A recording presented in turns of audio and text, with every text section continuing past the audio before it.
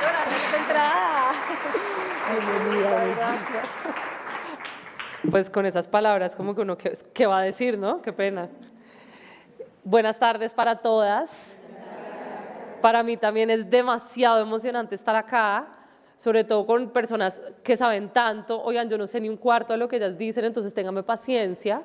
No soy tan conocedora, pero bueno, lo hago de corazón y como acabo de oír que dicen acá, porque no estuve todo el día, pero básicamente esta es la historia que Dios me regaló y pues yo se la regalo a ustedes. Les pido que estén orando por mí siempre, por favor, porque cuando uno abre el corazón es muy difícil tener las palabras adecuadas para que les llegue a las personas. Y en la medida en que las personas se vuelven speakers, ¿no? Porque es el nuevo término de la persona que da una charla, el speaker, sale mucha la humanidad. Y yo me he dado cuenta en muchas trayectorias que he tenido que cuando la persona se vuelve humano y no deja que el Espíritu Santo obre, tiene sus días contados como speaker, por lo menos en estos ámbitos. Entonces siempre les pido que oren por mí para que no sea yo en ningún momento. Entonces, bueno, ya entrando en materia, hoy vengo a contarles un poco de la historia de cómo el Señor permitió que yo floreciera. Así que se la regalo con mucho amor. Vamos a ver si se... Mi historia comienza con un sí. Y bueno, todos sabemos cuál fue el sí que cambió la historia del mundo, ¿no? El de María. Por favor. Pero resulta que hay muchos sís pequeños que damos en el día a día y que no nos damos cuenta que son tan trascendentales para la historia del mundo. Sí, del mundo también. Obviamente ninguno como el de María. Pero hay muchos sís importantes. Y hoy les pongo esta foto porque esa es mi mamá, esa es mi papá y esa soy yo. Mi mamá quedó embarazada a los 18 y le dijeron que tenía que abortar, por supuesto, imagínense, hace 34 años, tenía que abortar. Y ella cuenta que ella fue a la ecografía o al examen que tenía que hacer y esto nunca lo cuento, pero sé que todas estamos en la misma sintonía, entonces lo voy a contar. Y ella dice que ella sintió como un rayo de luz entró a su corazón, que ella no entendía que había sido eso. Y se paró y dijo, no, yo no voy a abortar. Y le dijeron, es que si no aborta le quitamos todo lo que tiene. Y dijo, bueno, quítamelo. Y dio un gran sí. Y ese gran sí permitió que yo hoy estuviera acá. Con muchas dificultades, le tocó muy duro, pero así fue. Crecí entonces en una familia que hoy, yo soy psicóloga, hoy los psicólogos llamaríamos una familia disfuncional. Nunca se casaron y menos por la... no, se casaron como por algo civil así, pero pues ni por la iglesia, no tenían, pero ni el recurso para comprar pañales literalmente. Mi mamá cuenta que a veces llamaba a mi papá y le decía, es que no hay para comprar la leche, ¿qué hacemos? No tenemos y a esta niña en 2 horas le toca tomar leche. Y mi papá decía, déjame soluciono. Un par de peladitos rebeldes. Esa fue mi infancia. Por supuesto que totalmente alejados de Dios y no por maldad o por ateos, no sabían, no tenían ni idea. Entonces crecí en una familia bastante disfuncional, pero esa fue la que Dios puso. Para llegar rápido al punto, porque ya deben estar cansadas y es un poco tarde, tuve una adolescencia un poco rebelde. Creo que hoy en día se lo atribuyo pues, a todas esas dificultades que pasé cuando era chiquita. Pero conocí a Dios joven, ¿saben? Conocí a Dios a los 20. Una bendición, no todo el mundo tiene esa bendición. Y conocí a Dios por una circunstancia muy particular y fíjense cómo la vida de uno, al final, Dios va tejiendo unas cosas tan particulares, tan extrañas. Imagínense que mi hermanita, yo soy 5 años mayor, y un día llegó a decirme que ya había ido a un retiro espiritual. Y yo, no seas payasa, ¿qué retiro espiritual? Ni que nada, tenía 15 en esa época mi hermana. Y yo, no seas payasa, obviamente es porque alguien te gusta y ese alguien fue al retiro y por eso fuiste. Y efectivamente era así. Pero resulta que en ese retiro conoció a un niño, 17 años, se llamaba Pipe. Y ella hablaba de Pipe, y Pipe tenía cáncer. Pero ella se volvió íntima de Pipe. Pues resulta que Pipe salió del retiro, salió súper bien, Pipe está súper bien, Pipe se sanó en el nombre de Dios. Y yo, vea pues a los meses Pipe murió del cáncer, 17 años. Y yo me acuerdo que a mí me impactó demasiado porque los niños no se deben morir. Eso es como ilegal. Se mueren los viejos.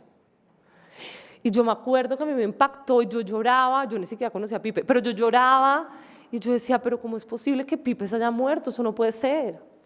Y mi hermana estaba, lloraba todas las noches, era una cosa terrible. Entonces yo le dije, yo estaba estudiando psicología y le dije, Vivi, ¿qué puedo hacer por ti? Y me dijo, Gigi, mira, yo había quedado con Pipe de servir en el próximo retiro. ¿Por qué no vas tú? Y ¿yo? Sí, pues eso me haría feliz. Y yo como que pobre mi hermanita, bueno, yo voy. Yo fui porque, y cuando la gente sí saben que los retiros uno, bueno, ¿por qué estás acá? Y yo no, pues porque mi hermana conoció a alguien acá, ese alguien se murió, una historia terrible, y me pidió que viniera, no tengo ni idea de qué hago acá, pero acá estoy. Bueno, yo fui la más fácil para Jesús de la vida. Yo en el minuto 2 estaba atacada llorando, alabándolo. Yo, Señor, ¿cómo no te conocía antes? Fui mega fácil.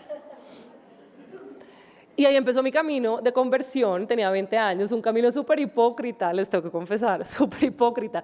Yo me juraba súper católica a los 20 y ni siquiera iba todos los domingos a misa. Pero yo digo que el Señor es un Padre muy misericordioso y Él me entendía, yo creo que Él me veía como, pobrecita, le va a enseñar y yo, bueno. Y así fui como entrando en el mundo de la verdad, ¿no? Del camino. Siempre he sido, y algo con lo que yo combato y abro mi corazón acá así, trátenlo bien, es con las máscaras. Todos, bueno, seguro ustedes no, yo tengo muchas máscaras y en ese momento ya he venido trabajando en esa, pero en ese momento era la máscara de la perfección. Yo tenía que ser la mejor porque había tenido una infancia en donde nunca fui suficiente, sobre todo por temas escolares, yo era más vaga. Entonces yo dije en la universidad, no, yo tengo que ser la mejor estudiante, la más bonita, obsesionada con que tenía que verme perfecta, estudiaba 2 carreras, tenía un voluntariado y ahora era líder católica. ¡Qué cansancio! Esa máscara me costó mucho agotamiento mental. Y me gané entonces en toda esa como carrera conmigo misma, me gané una beca para estudiar una maestría en España y me fui a España. Y estando allá caí en una depresión berraca. Y empecé a ir a misa, qué novedad, ¿no? La católica que no iba a misa. Pero bueno, empecé a ir a misa, y una misa que era al lado de mi casa, y solamente iba una viejita, muy viejita, y yo. Íbamos las 2, y yo empecé como a sentirme mejor. Y yo dije, ve, eso de lo que yo hablo como que funciona. 22 años tendría. Y así empecé a conocer la Eucaristía. Entonces, cuando volví a Colombia, 1 año y pico después, yo dije, es que a mí nadie nunca me ha hablado de la Eucaristía. No me voy a dar tanto palo, es que verdad, nadie se ha sentado a explicarme. Y tampoco nadie se ha sentado a explicarme sobre ningún sacramento. Es que ni siquiera los entiendo, y eso que me gradué de colegio católico. Entonces empecé a buscar, yo seguía yendo al grupo de oración donde yo iba, pero yo llegaba en pinta de oficina y todos llegaban en uniforme de colegio, obviamente qué oso, ¿no? Y yo era como, no, necesito otro espacio. Entonces en esa búsqueda de otro espacio empecé a hablar con un sacerdote y le conté mi situación. Yo le dije que a mí nadie nunca me ha hablado de los sacramentos, me muero la pena. A mí nadie nunca se ha sentado a explicarme cuál es el símbolo del sacramento y eso qué quiere decir y eso en qué parte de la Biblia está y eso en qué me afecta a mí como católica hoy por hoy. Entonces el padre me dijo, válido, pues si quieren reúnanse y yo los formo. Entonces yo empecé a reunir a 3 Juanchos, oiga, venga, aprendamos de los sacramentos.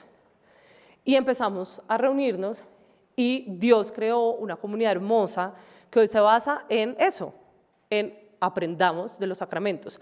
¿Para qué? Para tener herramientas para caminar este camino que seguramente va a traer vida en abundancia, sí, pero momentos de desierto, pero también momentos en donde florecemos, como hoy. Y resulta que en todo ese proceso estoy un día en una fiesta y conozco a este ser humano.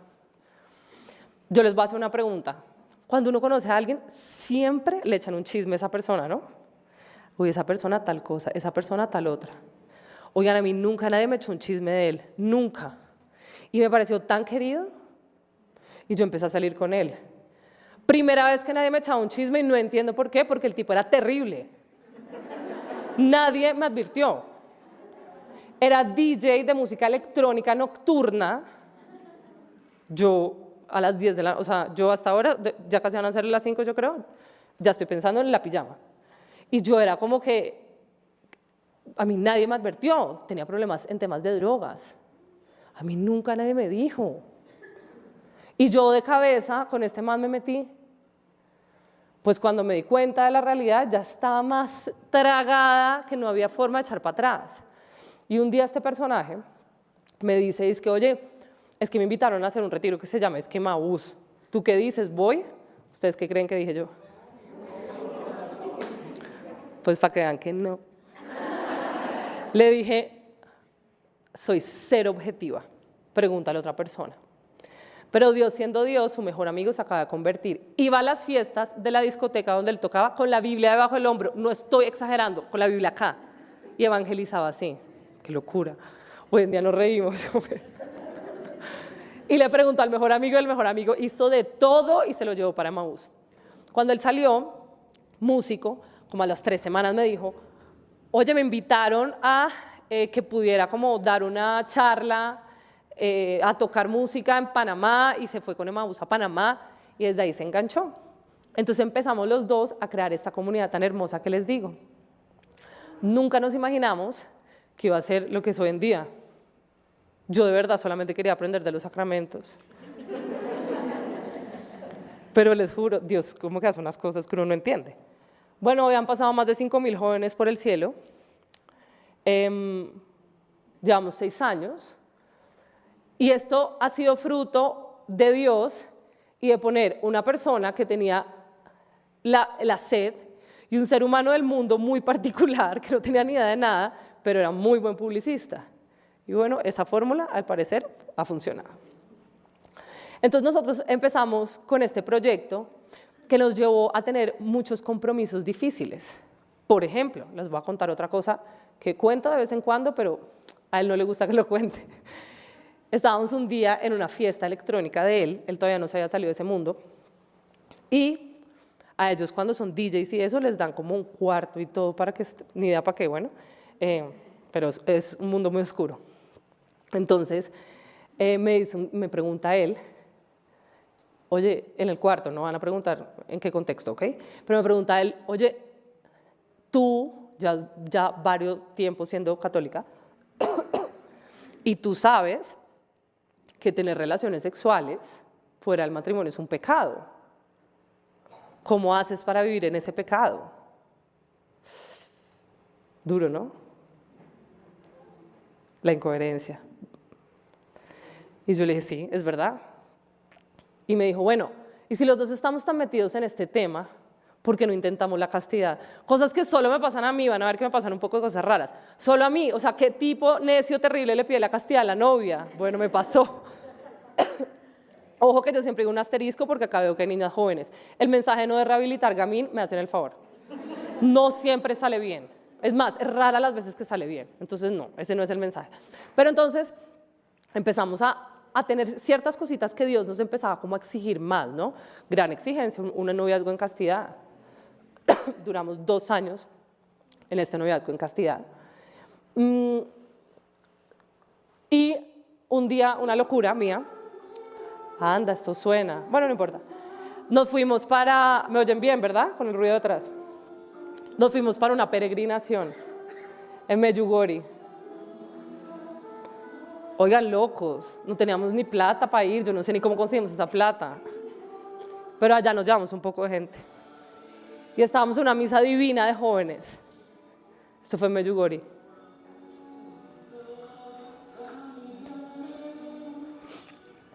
Voy a aprovechar a tomar agua.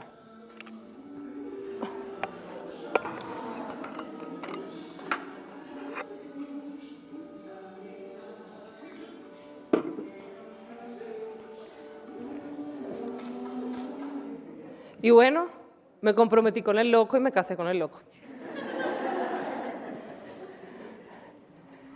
Ese es mi papá, ese es Kiko, mi esposo. Ahora ya no lo va a decir el loco, lo va a poner su nombre. Bueno, Kiko.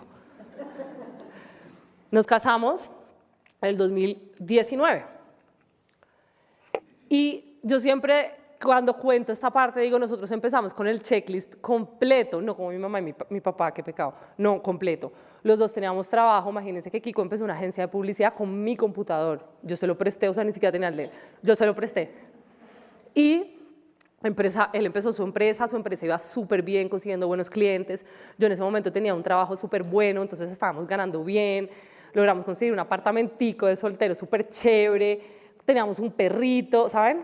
Casa, carro, beca, todo perfecto. Y empezamos nosotros a decir, como abiertos a la vida, pero a nuestra manera. Vamos a tratar de espaciar un poquito la llegada de los hijos. Ay, no, esta foto se las tengo que contar. Bueno, este fue en el matrimonio.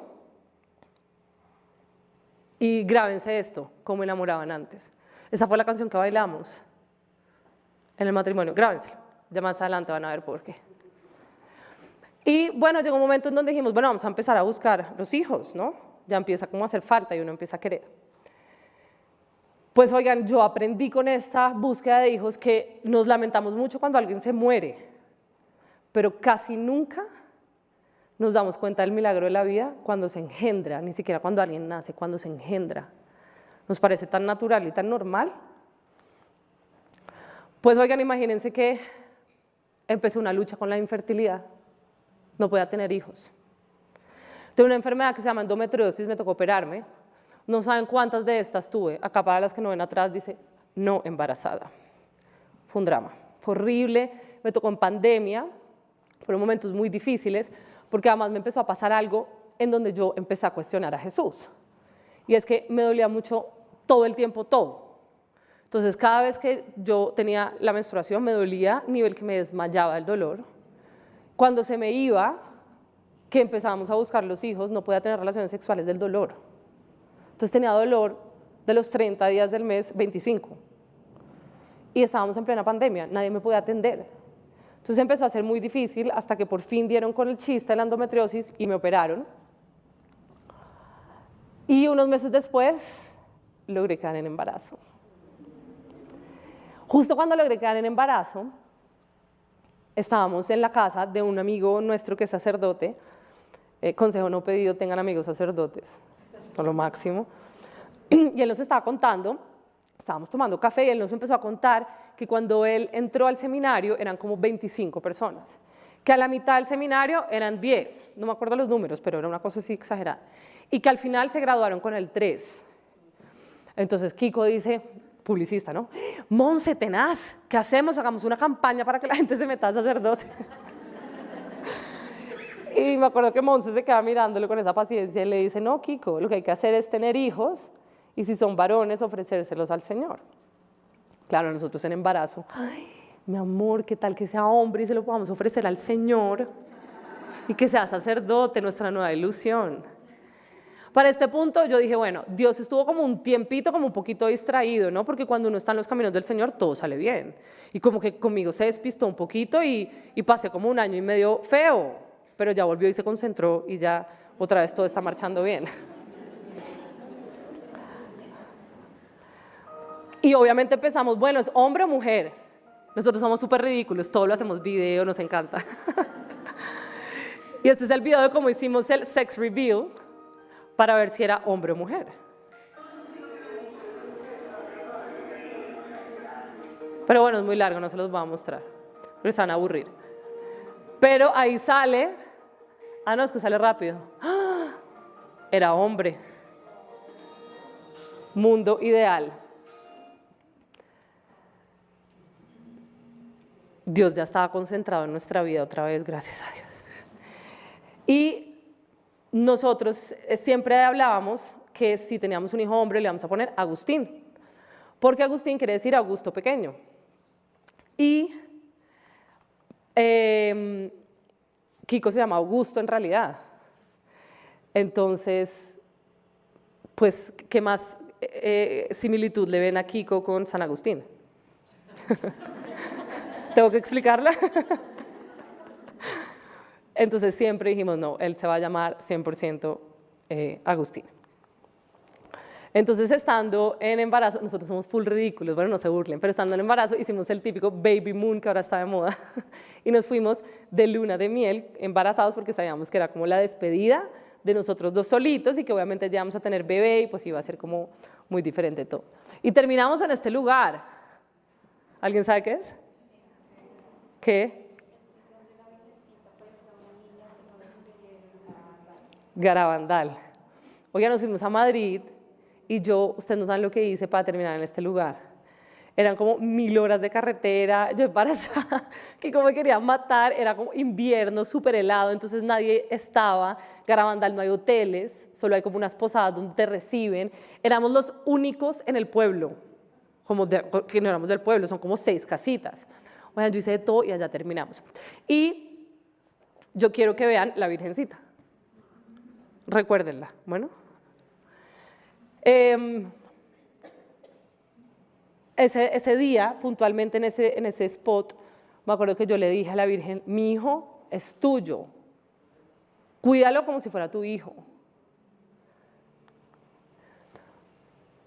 Y eso fue en diciembre, cuando nosotros volvimos, teníamos una ecografía muy importante, que es la de la semana 20. ¿Acá hay médicos? Una médica. La semana 20 hay una ecografía súper clave, que es como que te miran toda la estructura y todo, le miden hasta si tiene pelo o no el bebé. Y resulta que en esas medidas salió algo raro en el corazón de Agustín. Y yo vi en la cara del médico mucha preocupación. Eso fue un 22 de diciembre. Y el médico me dijo, mira, enfrente mío cogió el teléfono, llamó a la cardioinfantil y le dijo a una médica de la cardioinfantil, le dijo, Janita, necesito que mañana atiendas a una persona. Cuando él dijo eso, yo dije, esto está muy mal, algo está pasando. Salimos destrozados de esa ecografía y pues la primera frase que uno se le viene, ¿cuál creen que es? Porque a mí, ¿no? Porque voy a hacer algo muy fuerte que seguramente solo me pasa a mí, pero uno se cree bueno. Y uno se cree que por estar en los caminos de Dios todo tiene que ser perfecto y que ha hecho bien, entonces porque a mí. Y yo salí así y fui, me acuerdo, a la iglesia de Santa Rita y al lado de la clínica del Country, me arrodillé, estaban en plena misa y yo solo lloraba, yo ni siquiera podía ver de la cantidad de lágrimas que tenía en los ojos y le dije a Dios, ¿por qué a mí? ¿Por qué? Con mucha rabia. Y cuando llegamos a la casa, yo empecé obviamente a llamar a mis papás, pues a contar lo que estaba pasando y me encuentro a Kiko sentado en el comedor leyendo. Y yo, bueno, ven acá, ¿qué puedes estar leyendo en este momento si no es un libro de anatomía del corazón? Y me dijo, estoy leyendo las memorias de San Agustín. Y yo, ay no, ¿de verdad? O sea, de verdad no es el momento. Miran lo que nos metió Dios. Esa fue mi respuesta y mi actitud. Y me dice él, más pausado, ¿tú sabes cómo le dicen a San Agustín? ¿Alguna sabía? Le dicen el santo del corazón inquieto. Y ahora, cuando lo vean, se acordarán siempre de mí. Siempre tiene un corazón en llamas. Y es muy particular porque sus frases hablan mucho del corazón. Vean, esta es una de las más famosas. Mi corazón está inquieto hasta que descanse en ti. Porque dice, fuimos creados para ti. Entonces, claro, ahí yo sí dije, bueno, ya me está interesando. Sígueme hablando de San Agustín. Esto fue como un bálsamo para nosotros ese día, porque al día siguiente teníamos pues, la ecografía que le hacen a uno en la cardio, para cuando uno tiene algún tema de estos de corazón. Y les voy a explicar rápidamente. Este era el problema de Agustín. Estas son 4 cavidades del corazón, todos tenemos 4 cavidades. Las 4 cavidades deben ser iguales. Vean la de Agustín, era gigante. Todos los corazones, médica, corrígeme, son aproximadamente del tamaño de nuestro puño, del tamaño que seamos. Si somos chiquiticos, pues del tamaño chiquitico, si somos así, pues así. Pues resulta que el de Agustín era así, todo su pecho. La aurícula derecha era gigante. Entonces ahí empiezan todos los médicos a decir, eso se llama tal, pues resulta que no tenía diagnóstico. Una enfermedad parecida, y se lo digo a la médica porque a ustedes ni les importa ni van a entender, a Epstein, pero no es Epstein. Y empezaron a investigar. 7 casos en el mundo, similares, no iguales. ¿Esto qué quiere decir? Te ganaste la lotería. ¿Cuál es la solución? Nadie sabe. Médicamente, ¿cómo se trata? Un día a la vez, viendo a ver qué pasa. ¿Cómo así? ¿Sí? ¿Y puede que un día llegue a ecografía y no haya latido? Sí. Pasa full, ¿no? Que también es como un tabú en nuestra sociedad. Llegué a la semana 8 y no había latido, llegué a la semana 10 y no había latido, y todo el mundo se tiene que quedar callado porque ni siquiera alcanzaste a conocer a tu hijo, entonces no tienes por qué estar triste. Pues me muero la pena. Mamás desde el positivo. Y claro, muy duro, ¿no? Como, ¿qué hacemos? ¿Hacemos el cuarto o no hacemos el cuarto? Vamos en la mitad del embarazo. ¿Le compramos o no le compramos ropa? ¿Qué hacemos? Piensen, ¿qué harían ustedes? Una decisión muy difícil. Esto fue en febrero, 2 meses después. Dijimos, pues, ya estamos metidos en esta vaca loca. Pues vamos para adelante, ¿qué más? Vivámoslo con ilusión. O todo o nada. En Estados Unidos terminamos comprando un poco de chécheres. Felices. Y cuando digo felices, es porque yo sé que todas hemos vivido momentos duros y uno logra ser feliz en medio de la adversidad, ¿no? Todos. Hay mucha gente que dice, ¿cómo hiciste eso? Yo no lo hubiera logrado. Sí, lo hubieran logrado. Todos logramos ser felices en medio de la adversidad. Y estos fuimos nosotros. Y no solamente nosotros, todo nuestro entorno fue igual. Nunca en la historia de la humanidad había un niño que tenía tantos showers como Agustín. Yo tenía shower todos los días. Y nos gozamos ese embarazo. Cada 15 días teníamos cita, 8, uno en el ginecólogo y la otra en la cardioinfantil. Además, el seguro no lo pagaba, entonces tenía que pagar cada 8 días, cada 15 días, 500.000 pesos que valía la ecografía.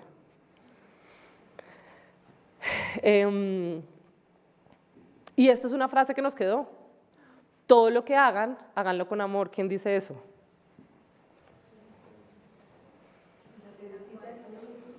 Santa Teresita.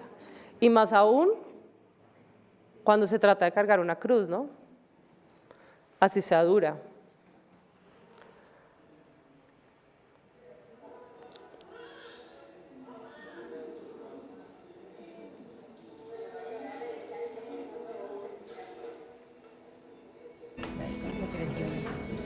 ¿Es normal? Sí. ¿Alcanzaron a oír la canción que suena a lo lejos? Bueno, suena una canción.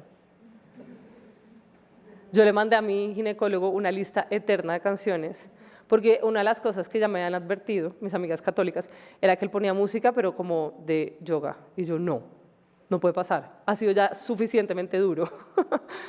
Entonces le mandé una playlist y me dijo, claro, yo te la pongo. Oigan, cuando Agustín nació, de esa random playlist, sonó Tarde te amé, la canción de San Agustín. Y hay algo que suena que es más impactante aún, y es que lloró. Estábamos todos preparados para que no llorara al nacer. Había junta médica en la cardio, en la Santa Fe, porque todo podía pasar, viviendo literalmente un día a la vez.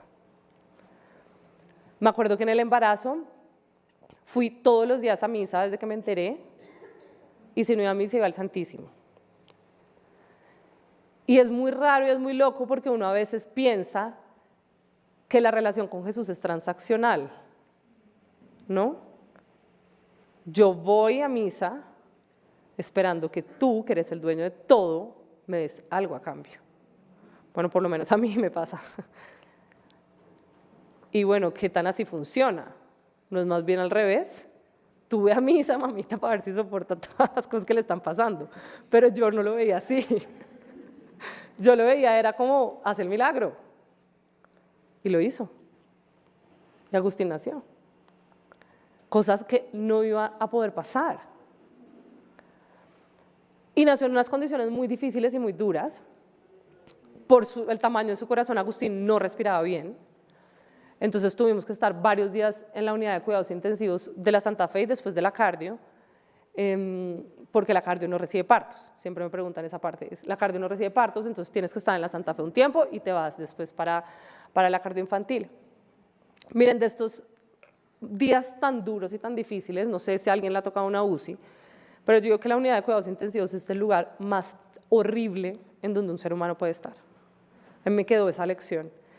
Es demasiado fuerte. Pero nos pasaron cosas muy divinas y es que en este cubículo tan chiquito bautizaron a mi hijo. Fue hermoso. Ya saben ustedes que Kiko es músico. Pues resulta que un día había un residente de medicina que estaba por ahí caminando por los pasillos con una guitarra. Y casualmente estaba el padre que fue con nosotros a Medjugorje y bendijo nuestros anillos, era el capellán de la Santa Fe. Entonces le dijimos, no, padre, ayúdenos a bautizarlo. Uno puede vivir el bautizo, yo no sabía eso hasta en ese momento, lo importante de saber los sacramentos.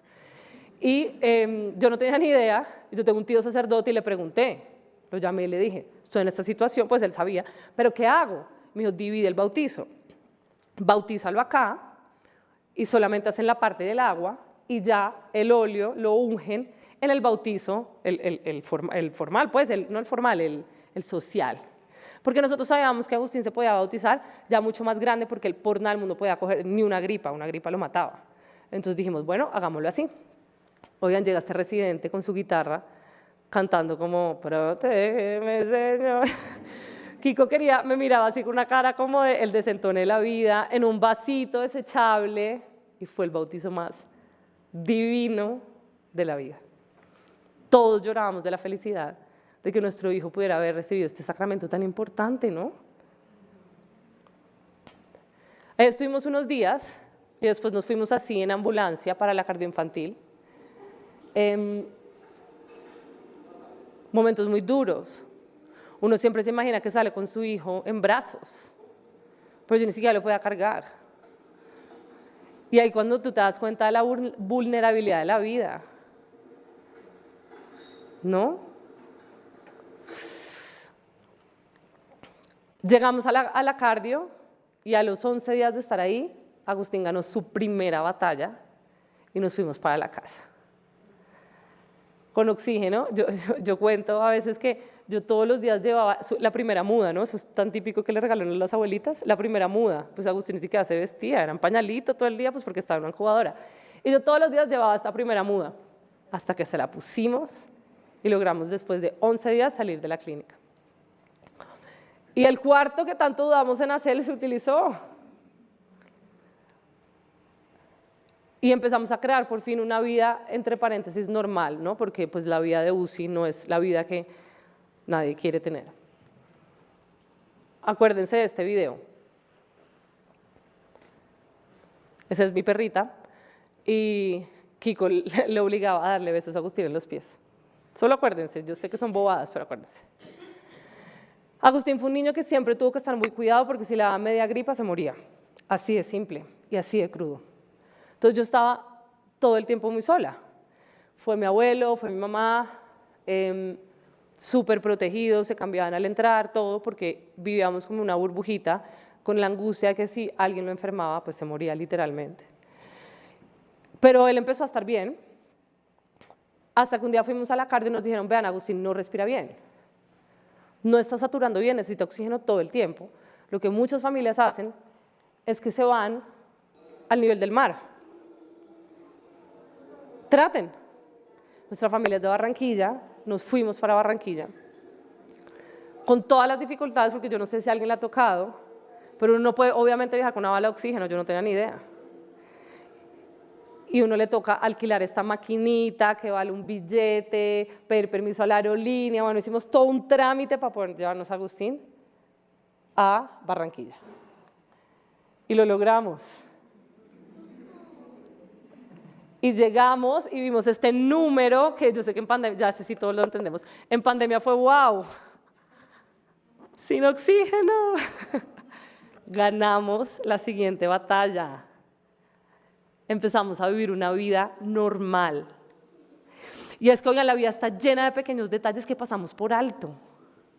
Cuando mi hijo logró estar en la esquina de una piscina con la brisa de la playa, yo dije, de esto se trata la vida. ¿Cuántas veces hemos estado en una piscina así como, estoy aburrida? Y cuando pudimos hacerlo fue como, wow, de esto se trata la vida. A mi abuelita le puedo cambiar los pañales 50.000 veces. Es que de eso se trata la vida. Y yo empecé a entender eso.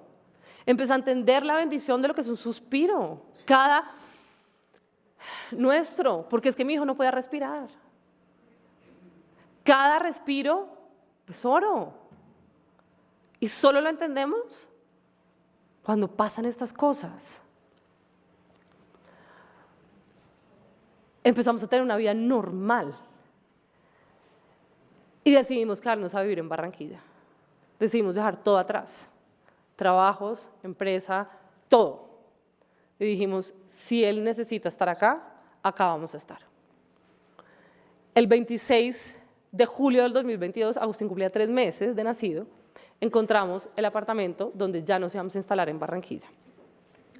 Ese día llegamos a la casa. Él se había quedado con la nana un segundo, yo nunca lo dejaba solo, pero como teníamos que ir a hacer la vuelta, llegamos, él estaba súper bien y de repente empezó a llorar. Se puso morado, se murió en mis manos. Yo, por alguna razón, que solo Dios conoce, había hecho un curso de primeros auxilios y logré reanimarlo. Lloró otra vez. El llanto es vida. Qué fuerte, ¿no? Cuando estemos llorando, acordémonos, el llanto es vida. Y yo nunca lo había entendido así. Nos fuimos entonces para la clínica. Cuando les hablo de esto fue cuestión de minutos.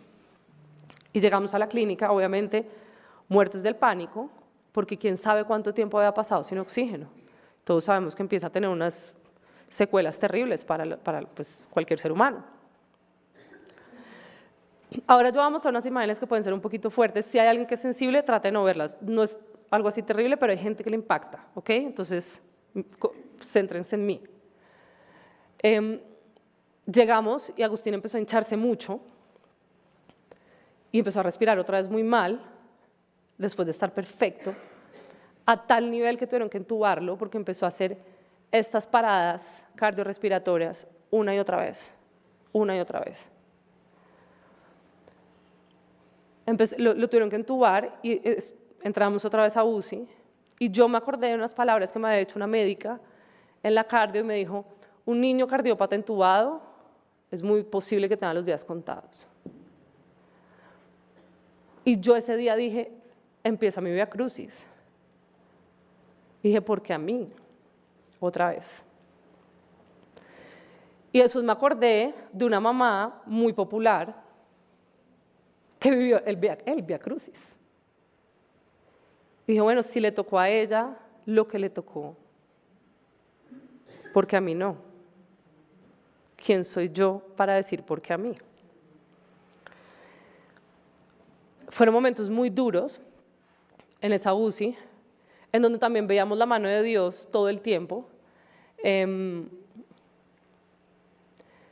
cosas como que, por ejemplo, siempre fue un padre durante la estancia en UCI a bendecir a Agustín y obviamente aplicar los santos óleos, todos los días.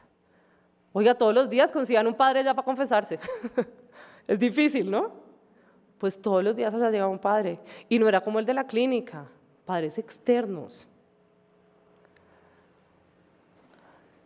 Otra cosa que ténganlo en la cabeza, esta foto hasta hace muy poquito tiempo yo la mostré, ni mi familia la conocía, porque es una foto impactante, una cama muy grande para un bebé tan pequeño, ¿no?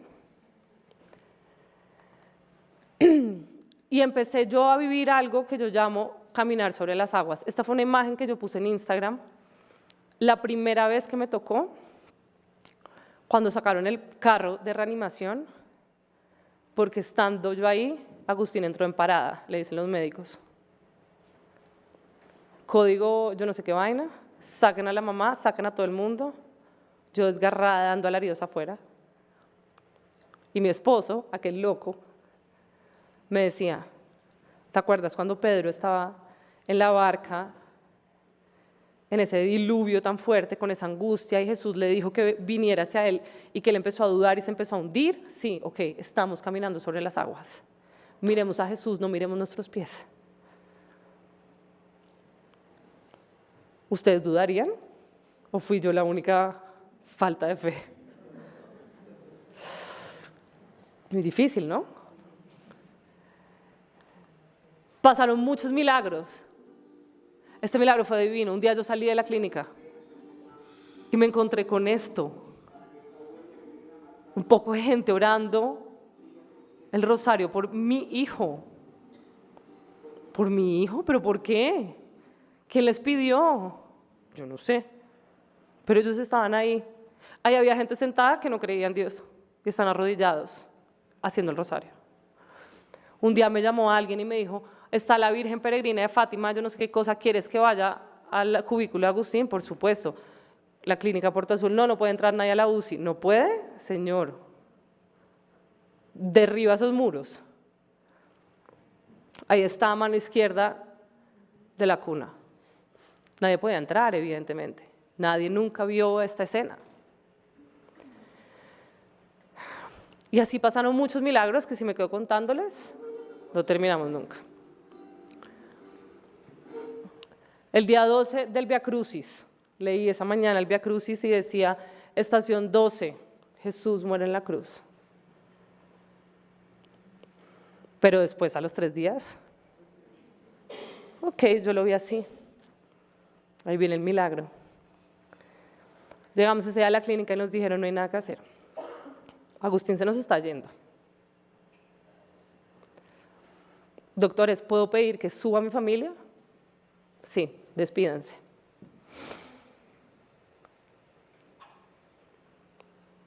¿Cómo le dice uno eso a la mamá? Toda mi familia había viajado acá, de Bogotá a Barranquilla, y subimos a despedirnos de Agustín, alrededor de su cama, gigante para su tamaño. Hicimos un rosario, y en el último misterio yo me arrodillé, y lo único que salió de mi cabeza fue, Señor, que mi dolor sirva para que todos los que no crean, no esperan, no te aman, se acerquen a ti. Es lo único que te pido. Hasta ese momento Kiko decía, mujer de poca fe, el milagro se va a hacer.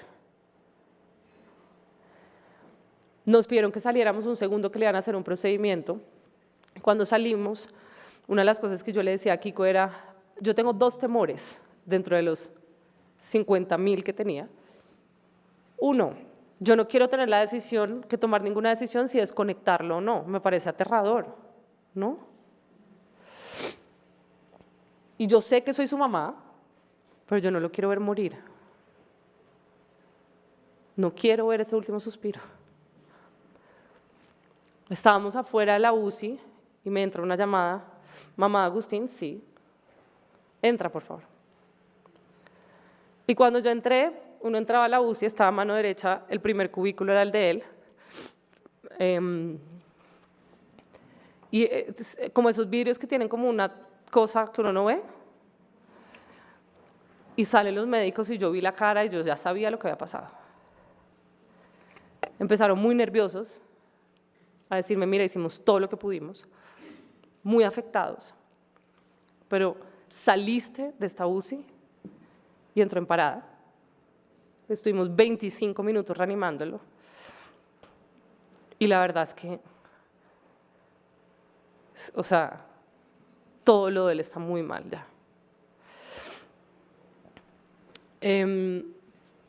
Yo me acuerdo de estar ahí, no lloré. Yo solo me acuerdo de decir, me voy a desmayar. Y me acuerdo que Kiko les decía a los médicos, Gracias porque ustedes hicieron lo humanamente posible y nosotros lo espiritualmente posible. Y lo primero que yo pensé ahí es, ¿qué me faltó hacer? Hice todas las novenas, hicimos todos los rosarios, Agustín tenía cadena de oración. ¿Qué me faltó? Qué pena, entre el llanto y la gripa, me muero de la pena, pero gracias.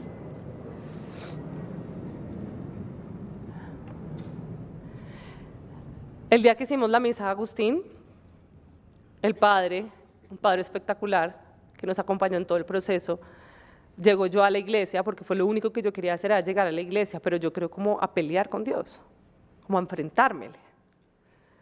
Y cuando llego yo destruida, me dice el padre, es que hija, ¿qué pasó? Y yo, ¿en serio? Le dije, padre, se me fue mi hijo. ¿Y saben qué me contestó? Ay, bendito Dios, qué delicia estar con Jesús. Me dio rabia. Si uno lo viera así, ¿no? Si uno lograra interiorizar las cosas así.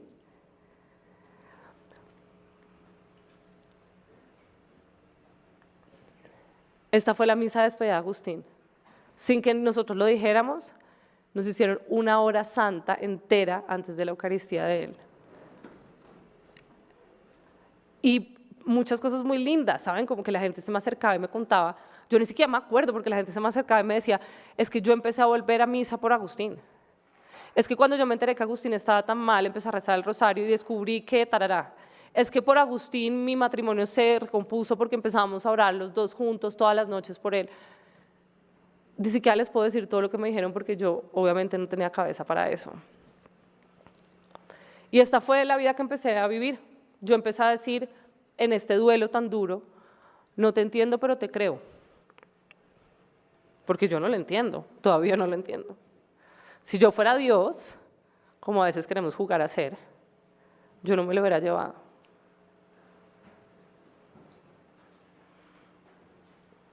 Pero te creo. Algo tienes que tener tú detrás de esta misión. Así se empezó a ver nuestra vida, llena de contrastes. Mi esposo se graduó de su maestría, una maestría muy difícil que hizo. Y esa sonrisa es como, ¿saben lo difícil? Se empezó a ver nuestra vida así, nos tocó ir a parte de la maestría, era que él tenía que hacer unas cosas en Harvard y todo era así. ¿Cómo duele? Y claro, estos eran los días y esas eran las noches. Este es mi esposo y este es un oso que me regalaron con la ropa, Agustín. Y esto que ven acá, yo sin decirle a mucha gente, empecé a escribir. Era lo único que me calmaba. Yo me sentaba a escribir horas y lloraba y lloraba y escribía y escribía y lloraba. Y empezamos a vivir y aprendimos a sonreír con dolor. Porque una de las cosas que pasaron fue que 2 días antes de la muerte de Agustín, yo ya sabía que él se iba a ir. Porque las mamás sabemos, juepucha, todo de los hijos, ¿no? Qué vaina tan impresionante. Pero no se iba. Y un momento que yo estaba sola, le dije, mi corazón grande, si te tienes que ir, vete. Tú ya conoces a Mamá María porque te he hablado de ella siempre. Tú ya conoces a Mamá María porque te consagré en Garabandal. Si te tienes que ir, vete. No te quedes por mí. Yo te prometo que voy a sonreír todos los días. Y que además voy a hacer muy feliz a tu papá. Porque yo sé que él está confiado en que el milagro se va a hacer a la forma que él cree que va a ser, que va a ser una sanación física tuya. Si te tienes que ir, vete. Al día siguiente no se moría y le dije a Dios, Dios mío, que se haga tu voluntad. Y al día siguiente Agustín murió. Entonces yo sabía que le había prometido eso a mi hijo. Yo aprendí a sonreír con dolor.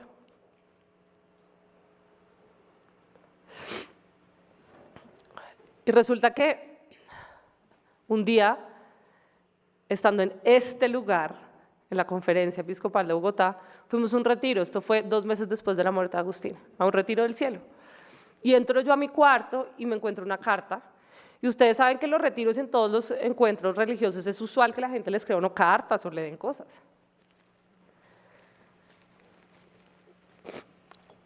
Y yo ya ni quería leer nada, yo estaba obviamente de pelea con Dios.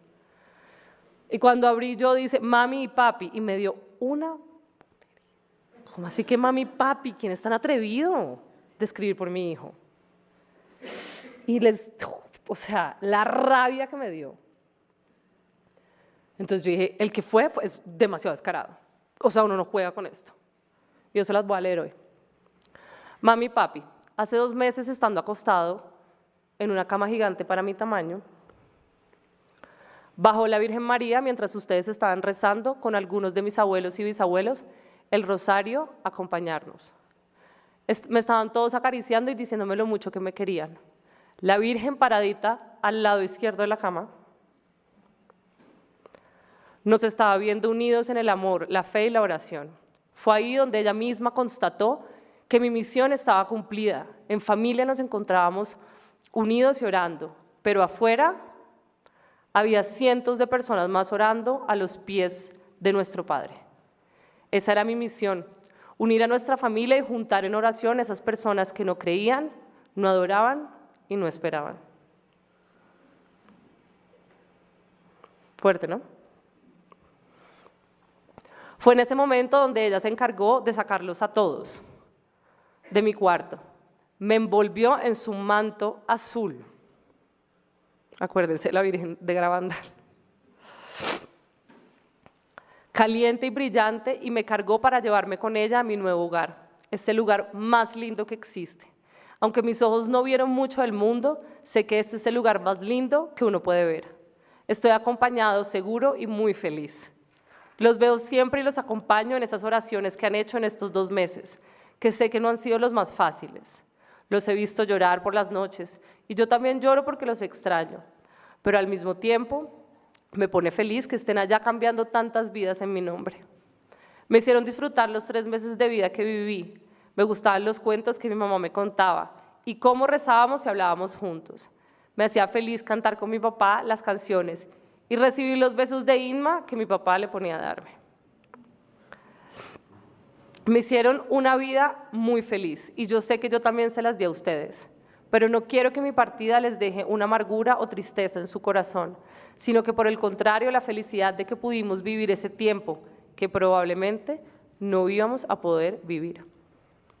Quiero decirles que no sufrí en ningún momento, esta era mi mayor preocupación todo el tiempo, pero no se la decía a nadie.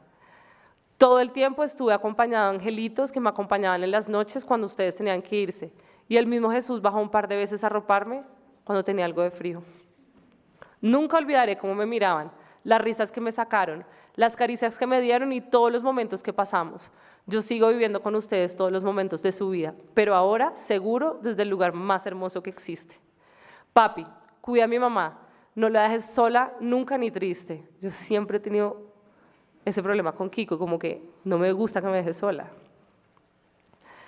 En su matrimonio le dijiste que la ibas a enamorar todos los días como enamoraban antes. No lo dejes nunca de hacer. Sigue con tus proyectos, pero nunca olvides el sentido social. Siempre ayuda a papás como tú, que tienen hijos como yo, con quienes quieren jugar y compartir. Mami, sigue trabajando fuerte por cambiar el país y no dejes nunca de ser la líder innata que eres. Sigue escribiendo.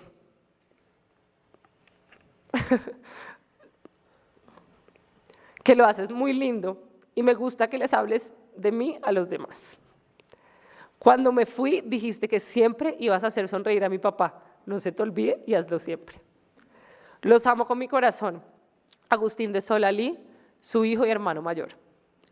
Cuando yo leí esto, yo salí, Kiko estaba cantando y yo le dije al oído, ¿por qué me escribiste esa carta? Y él me dijo, ¿qué carta?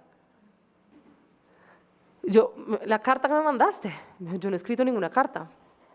Entonces le dije, ven, salte, necesito hablar contigo. Y se la mostré. Y obviamente su reacción fue la misma que la mía.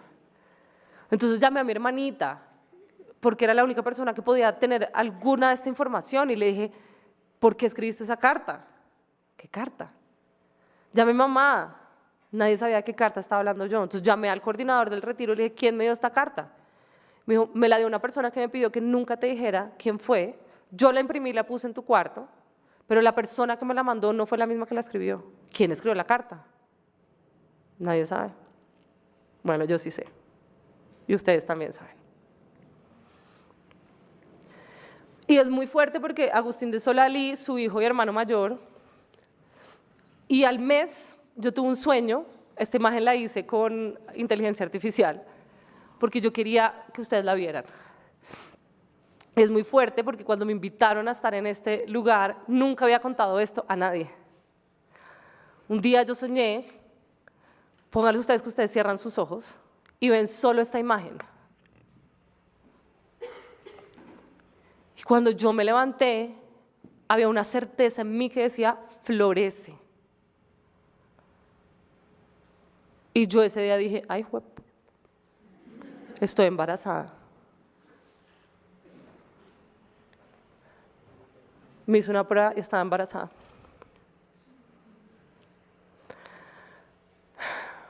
Y empezó el milagro, y empezamos a vivir un momento de duelo y felicidad. Y esa es la vida, ¿no? Vivir momentos de felicidad y también de amargura. Siempre con este señor de corazón inmenso al lado.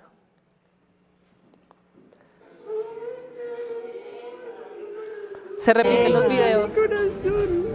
Está grandota. Está bien, ¿no, Dari? Sí. Hola, mi corazón, ¿cómo estás? Hola, mi amor. Un corazón perfecto y un milagro. Milagros. Mi hija.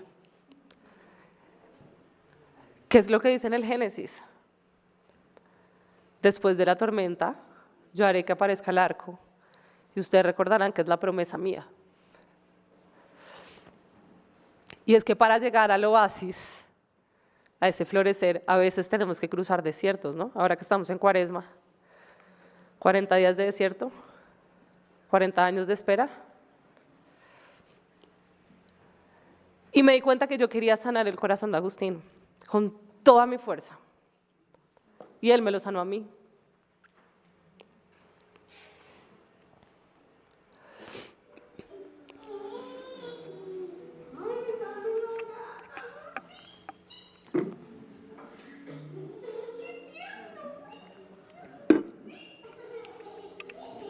Estos milagros, y el mensaje que yo les dejo hoy es, de la mano de Dios todas podemos florecer. Muchas gracias a todas.